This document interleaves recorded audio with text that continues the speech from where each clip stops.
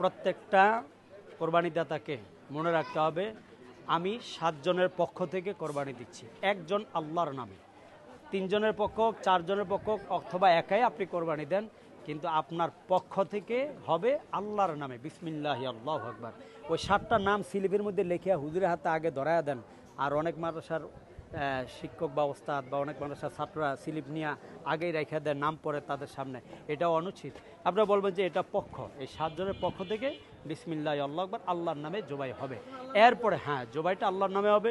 কোরবানি দেওয়ার পরে আমরা যখন রকটা কাটি, আমাদের একটু সুযোগ দিবেন, একদিনের কষাই যারা আছেন একটু সুযোগ দিবেন যেন ভালো করে আমরাই নিজের হাতে কোরবানিটাকে জবাই করে ফিনিশিং দিতে পারি।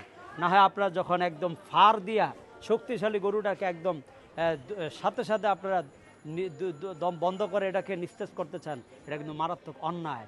পশুকে কষ্ট দেওয়া যাবে না।